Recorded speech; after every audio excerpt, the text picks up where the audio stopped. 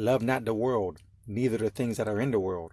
If any man love the world, the love of the Father is not in him. That's the beginning of a really famous passage in 1 John chapter 2.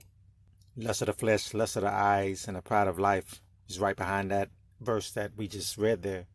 Sometimes we get too familiar with some of these verses. We hear them too much. And I'm just going to try to keep this simple.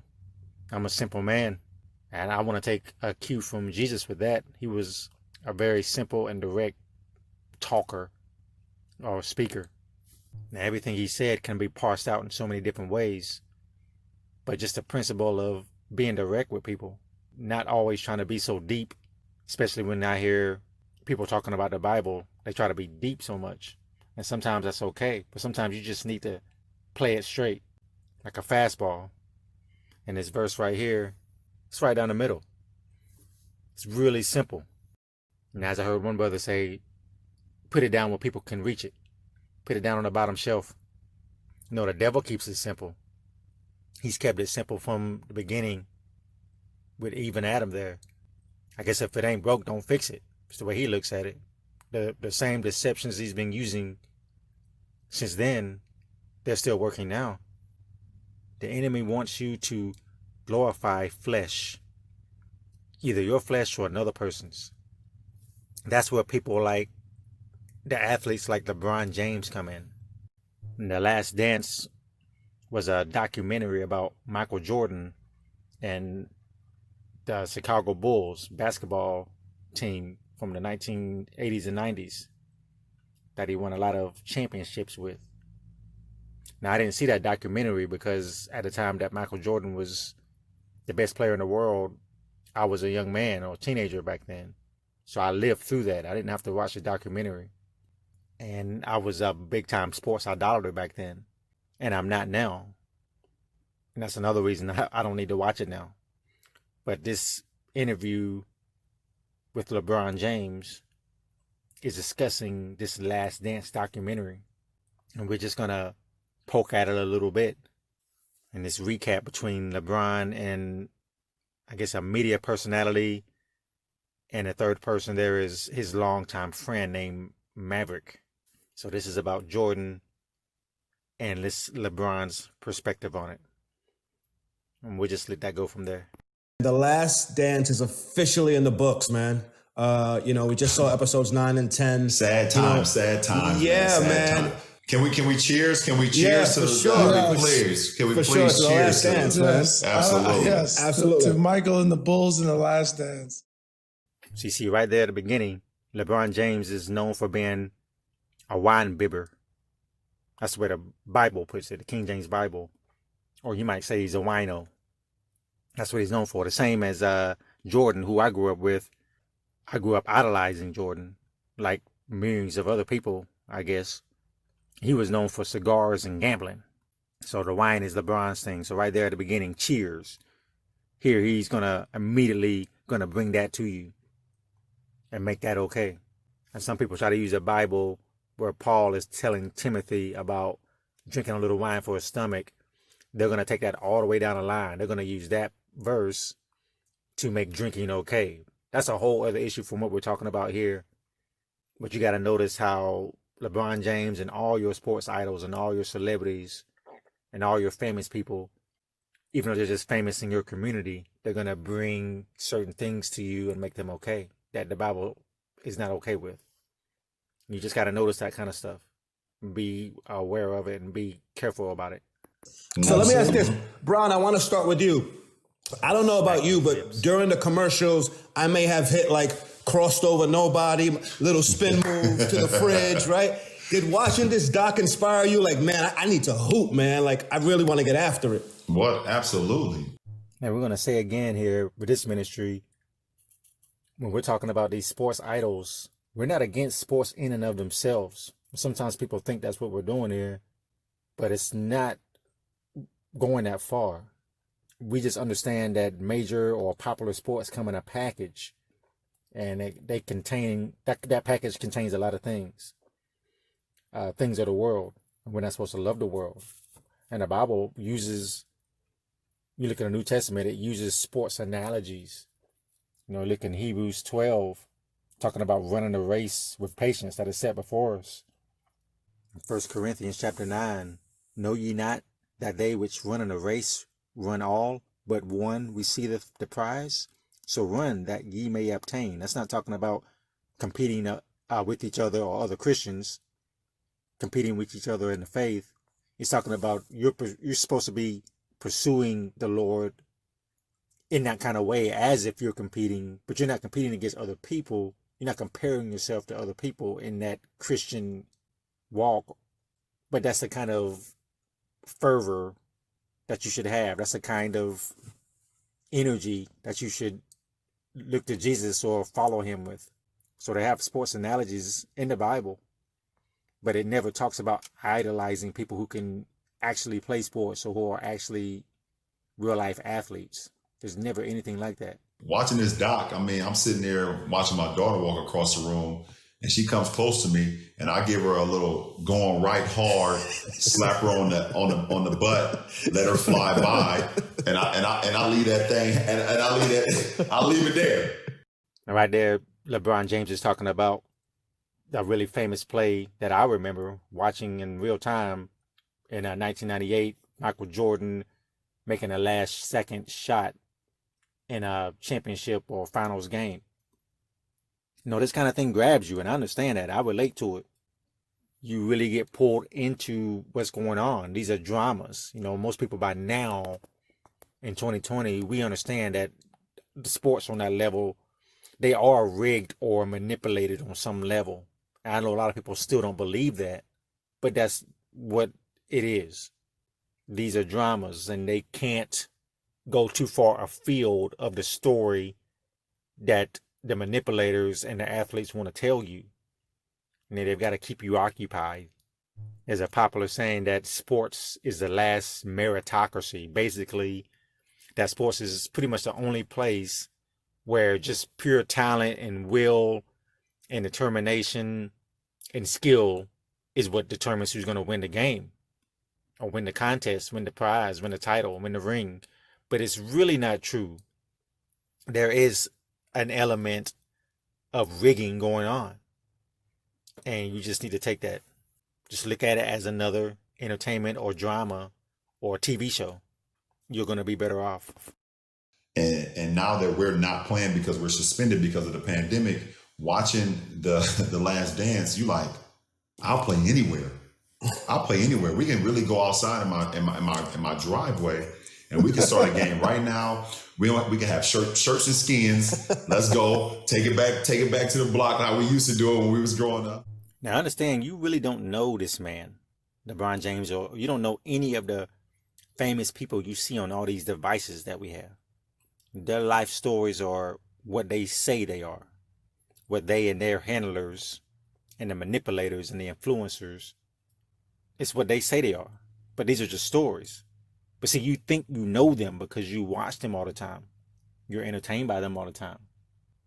Understand that their backstories are just more stories. And we could go right now. I mean, it's just that, like you said, Mav said he hasn't played, in 20 years, but it doesn't matter. When the game of basketball is in you, it never, ever leaves. And all it takes for you to see something, visually, to make those juices flow again. And that's what The Last Dance has done for all of us. You see, he's drawing you in there with the sentimentality of these moments and the memories. And that really works. Even knowing what I know now, I can sometimes feel that pull, that draw of wanting to feel the way I felt when I was a teenager. Same as he's talking about. But again, I know the package of what these sports are all about. And it's not a good package. Even with the sports mixed in, it's not. You think Satan doesn't know what he's doing? Not just 9 and 10, the whole series. Is there anything that jumps out at you, anything that you learned watching this series? He's sitting there talking to the media, and he's talking about being on the pedestal. And Mike's saying, if I'm going to let someone knock me off the pedestal, it's going to be me.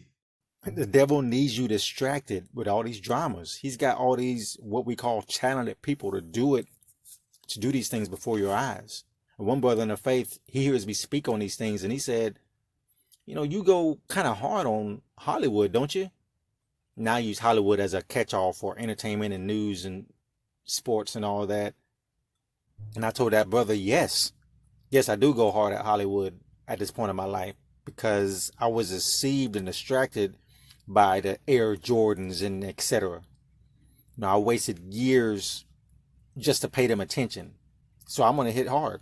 Off the pedestal, it's going to be me. It's not going to be the media. It's not going to be anybody else. You know, Mike wins 6 in the fashion that he won 6. Does he go for it again and see if anybody can knock him off that pedestal of being not only the greatest player in the world, but also, the greatest team at that point in time. So knock him off the pedestal. What's on a pedestal? Statues, idols, icons, things you look up to. They're higher than you. They're bigger than you. They're going to be here after your flesh is gone. These inanimate objects. So Jordan was on a pedestal. Just understand what he's saying there. It's too obvious. Some people understand that and you might be sitting there saying, duh. But some people really never think about this stuff. They're like objects to be revered. And remember when Jordan was called God in sneakers or something like that? I think it was Larry Bird in the 80s. When Jordan scored all those points in a playoff game. I was a little kid back then. And I remember that quote. It's lasted until today. You can probably go look it up. It's like God came down and laced up sneakers and scored all these points on us. That's what Larry Bird said after that game. I mean, these men have set up idols in their hearts. These men, as in us, you and me. We've lifted these men and women up because of what they can do on grass or wooden courts or wherever they're playing. So, you definitely would have loved to see him go for 7. And it's like, when we watched Mike, when we was watching him in the 98 finals, we like, he's nowhere near washed. And that's the word a lot of people use right now, like washed. Or you're going to be washed. You're going to be all washed up if you make people like LeBron James and Michael Jordan influences in your life and make them into heroes and people to be put on pedestals. We ought to want to be washed, though. We ought to want to be washed in the words of God, in the word of God. That's a good kind of wash. Let the world be brainwashed by all these idols. Bron, I want to bring you back to you recently tweeted that when MJ retired in '93, 9-year-old LeBron man, shed a I was tear. 9. Talk about that a little bit, man. What his retirement in '93 meant to you and how it may have impacted you, if in any way. Man, I'm smiling now, but I wasn't back in '93. It didn't make sense to me. Like for me growing up in Akron, Ohio, all the hardships that I had to go through, you look for inspiration. So who is your inspiration? I'm asking you listening right now. Who's your inspiration? A ball player? An entertainer? Wherefore, my dearly beloved, flee from idolatry. He's pointing you to more entertainers. Why? See, this man that they call King James, and he ain't no king. At least not one that's going to last for very long. He's pointing you away from the real king, which is God, which is Jesus Christ. And he's pointing you to other men and women who they're all going to stand before God just like he will, just like you and I will. Flawed men and women, sinners. Now you see, if you already didn't, that it's not just about sports with him and with these other entertainers. You look for any inspiration you can. And usually people that's playing professional sports or people in the music industry is the ones that gave you that inspiration to make you believe you can be anything you want. They want to get you away from something. They want you to worship the creature and not the creator. I had, Ken Griffey Jr. and Deion Sanders and a lot of other musicians, but Michael Jordan was kind of like that God. Now, did he say that guy or did he say that God? I'm pretty sure he said G-O-D, little G-O-D, right there. Now, people who use that kind of language, they're either ignorant or they're purposely messing with your head and in your heart. Now, he's both of those things, but I believe he's more of the second one. I'm confident that he knows what he's saying here. He was that angel sent from heaven Why are you calling him an angel? See, again, when people use that kind of language, you know something's wrong with them. And I can just go ahead and say LeBron James is not ignorant here. He's playing with you. You understand. I just make it plain here. He hates Jesus Christ. You can agree or disagree with that, whichever way you wish.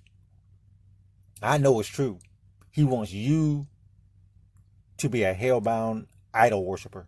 That I kind of used him to help me get through some of the darkest days that I had. Even at, people say, well, you're only 9 years old, but you know, there's a lot of dark days, you know, when you grow up the way I grew up. Again, with the upbringing story or tales.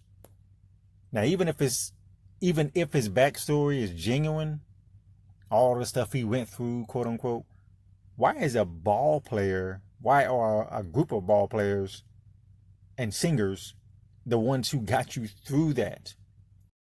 Who knows if that's really true with him, but he wants your children to look up to the ball players and singers and actors. And you're part of a single parent household. So, you know, every other day, if I got an opportunity on WGN to watch Mike, it gave me another boost of life. Jesus Christ is the way, the truth, and the life. He's the only one who gives real life. No basketball player is going to give you lasting life. It's just an illusion to think anything else. MJ didn't give no one life. I used to enjoy him play. If I'm honest, I still enjoy seeing some of the clips of him performing his exploits on the court from back in the day. You might say, well, these guys give their kids life and try to be funny about it. They don't even do that. God gets that glory too. He allowed them to be born, if those kids are even theirs. You know, it made me feel that I can make it out of this situation. And when he decided to, you know, give it up after winning that third title versus Phoenix, I felt like, what can I do? I don't know what to do. And I don't know what to do. All the idol worship we encourage in our children, which they get it from us, and we encourage our children to place their trust and love and affection for these people. Look where it led a 9-year-old LeBron. He's completely devastated because of some little person he sees running around on TV shooting a basketball. His false god, the idol named MJ, who I had as an idol too, Jordan let him down by retiring in 1993. You know, Jesus Christ never let anyone down. You know that? And I'm losing words right now thinking about it again. It's kind of resurfacing me as a 9-year-old. I'm like, okay, without Mike, what do I do now? Who is going to be my inspiration? So you grow up with issues, pain, hard times, no father figure, and the answer is worship another man that you see on TV. And you might say Jesus Christ is an idol. He's not an idol in that way because Jesus is God. You can take that or leave that. And that brought tears to my eyes. Yeah, because like when you're a 9-year-old kid and you need inspiration from someone, they become your father, which I needed. They become your brother. They become your teammate. They become your pastor. Why he threw pastor in there? You know, Jordan's a pastor with no Bible. LeBron hates the preacher, just like the king hated Micaiah. I hate him, for he doth not prophesy good concerning me, but evil. That's why most people hate the preacher. That's why they're so hard on the pastor. That's why he's held to the higher standard, even by people who don't care about the Bible at all. They know the Bible's real. They know that church is real. They know that Jesus is God. So anything that the pastor does wrong, or any pastor does, all pastors must now take the brunt. They've got to take the punch for that. And LeBron's no different. Yeah, Christ rejecting perverted entertainers become his pastor. You think he said that casually? No. They become your superhero. You know, it's like Batman and Michael Jordan for me when I was growing up. Those are the two best superheroes in the world. And superheroes now, more distractions, more idols, more replacements for the Lord Jesus Christ. Titus 2, it's a sound doctrine chapter, as I've heard it called. That's a good name or subtitle for that. Titus 2. If you follow that, you're going to avoid a lot of this idolatry. You and your children and your family are going to avoid a lot of this idolatry, whether it's sports or other entertainments or military, politics, whatever it is. Even other people in the church, you shouldn't idolize anybody like that. Jesus Christ is the only one you should look at like that. And Titus 2, if you follow what it says there, aged men being sober, grave, temperate, sound in faith, aged women, that they be in behavior as becometh holiness, not false accusers. You're not going to have time for the idolatry if you're following this stuff. Older women teaching the young women to be sober, love their husbands, love their children, be discreet, chaste, keepers at home, good, obedient to their own husbands. You don't have time for idolatry there. Young men, sober-minded, showing thyself a pattern of good works, in doctrine, showing uncorruptness, gravity. You're being sober or a serious person. You're sincere, sound speech that cannot be condemned. You don't have time for the LeBron James and sitting in front of them with popcorn and being sad when they go away and retire and all this stuff. Because you're thinking about what God wants now. You're not going to have much room for us to worship these sneaker-wearing idols. And I even remember the cartoon, what's it called? The All-Stars Map with him, Wayne Gretzky, Bo Jackson. Yeah, like I remember that too, man. It was like, one of my All-Stars is gone. Like, what am I going to do? Like, so, they become everything in your household. Everything in his household. I thought his mama was so strong. Oh, so it seems like a man was needed, even if he was a little man running around on TV with a puck or a football or whatever. Because I've been told many times by LeBron fanatics over the years that a father wasn't really needed. You know what they told me?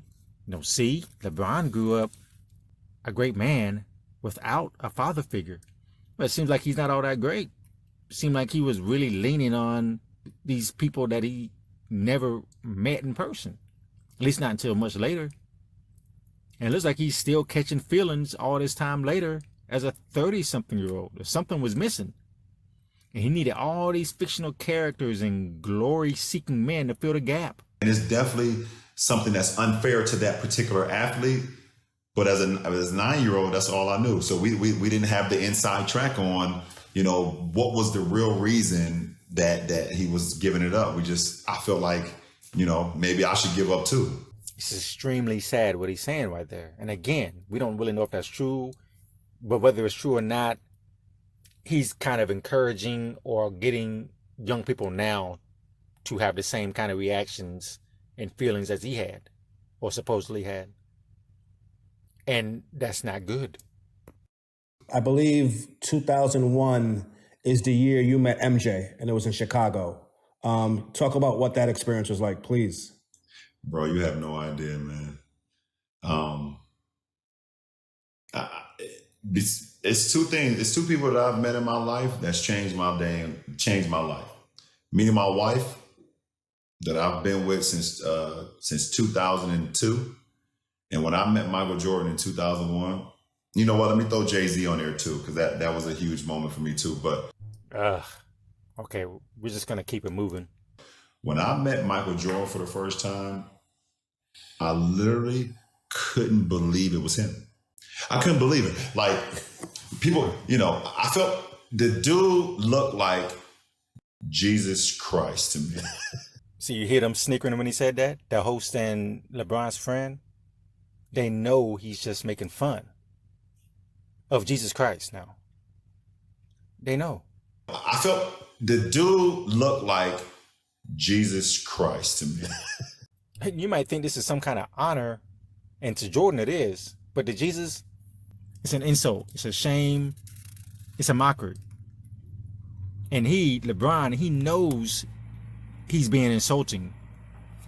He's making fun of all you who claim some belief in what Jesus did on the cross, and at the same time think like LeBron is some great guy, whether you think he's just a great athlete or think he's a good person. He's making fun of you when he's saying these things. And these jackals behind him are back there giggling. Let me just watch what I say right there. That's about as far as I'll go because I don't trust myself. He looked like he was Black Jesus to me. Nobody could tell me anything different. They wouldn't talk about anyone they cared about like that. You must see that they despise Jesus. That's why they name check him so much. Same as the rappers and everybody, all these celebrities, all these famous people, all these politicians, all these people who don't have any fruits of the spirit, just works of the flesh, but they talk about Jesus all the time. That's something I point out all the time, and I'm going to keep doing it. Because you got to see what they're doing. They're just making fun of you, and ultimately, they're making fun of Jesus Christ. Black Jesus. First of all, you don't even know what Jesus looked like. God is just too smart. That's why he was around where no one was going to paint him. No one was going to keep a Polaroid or digital snapshot of him.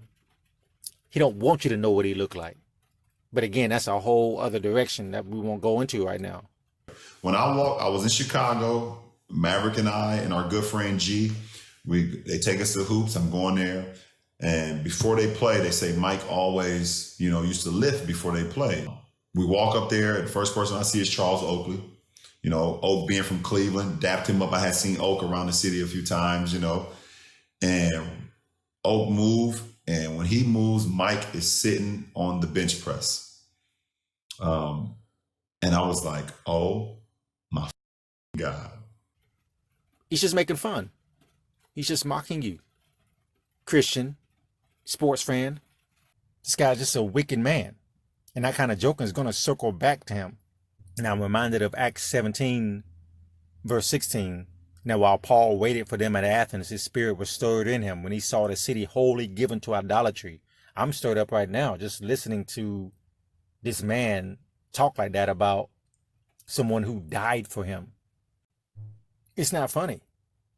There's nothing funny about Jesus Christ being murdered. Nothing. This is your king. This is the great man, LeBron James, who gives to charity in schools, inserts his face into social issues, who you believe is a conscious or conscientious social justice warrior. No, he's a mocker. He's a scoffer. No true Christian ought to admire his sewage stuffed mouth. King James. And the only reason that his nickname is King James is to take attention away from the King James Bible. The King James Bible is the Bible. All the other ones are versions. And the devil is that clever that when this kid, LeBron James, was coming up, he somehow inspired someone to give him that nickname. So that years later, when you go into Google and type in King James, you're going to get LeBron James as much as you get the real Bible. It's not an accident. I didn't think he was real, man. You don't understand. He's such a terrible actor. I didn't think Michael Jordan was real. I only thought he lived in the TV, either in games or commercials or Come Fly With Me on cassette tapes. Wow, yeah. I didn't think he was real. And when I saw him, I was like, if the man above would have took me that day, I would have lived a hell of a life. I swear to God. Man above. When you hear anyone use those kind of phrases as euphemisms to describe God or talk about the Lord, you better turn from them. At least as far as spiritual or eternal matters go. You know something's wrong with them. Man above, man upstairs, the big man. All that is trash. If the man above would have took me that day, I would have lived a hell of a life. I swear to God. Just listen to all the confused mess in that one sentence. We're not ever gonna dissect that because I don't need to. You can hear it. You can say what you will. He's hellbound. He's on the devil's side, and he knows it. There's still time though. God's letting him live still. Grace and mercy. So this is your sophomore year in high school, correct? It's my sophomore year, yep. 2001. Sophomore year, 2001. You're on the court with him. What's that experience like? I mean, you're on the court with, Black Jesus, as you said. See, the host gets his little shot in. Black Jesus. Oh boy. They're only here to belittle Christ. Can you see that? There's only two sides to this whole thing. Jesus says you're for him or you're against. Where do these fools fall? You think they keep mentioning Jesus Christ out of love, honor, and respect? You get one guess. Do you remember anything about that run? Yeah, him and Antoine Walker was talking so much shit. I swear to God. Don't swear to God, Christians. Don't use that phrase anymore. Just find another way to express that you're being sincere. And, you know, for me, when I got the opportunity, they didn't let me play for like the first hour. You know, 'cause I'm like, The young guy I'm had to 16. sit there. Yeah, young guy. I'm sitting there just waiting my turn. And to be honest, I didn't even think I would even get the opportunity to play. And the only reason I played is because the guys that was in the league, you know, after a few, you know, after an hour, some of them niggas get tired. They're like, you know what, I'm done with this. I'm done with this. Hey, young fella, hey, we need a fifth. You want to play? You know, so for me to be on the court, you know, at 16 years old, sophomore in high school with, you know, my favorite player of all time, man, it was like, this can't be real, man. If you pinch me, man, I was like, please, I hope I don't wake up. You know, that's what a whole lot of folks are gonna say when they're in the lake of fire. In the hellfire, they're gonna say, pinch me and wake me up. This can't be real. You know what? For we are the circumcision which worship God in the spirit and rejoice in Christ Jesus and have no confidence in the flesh. I'll just leave it there.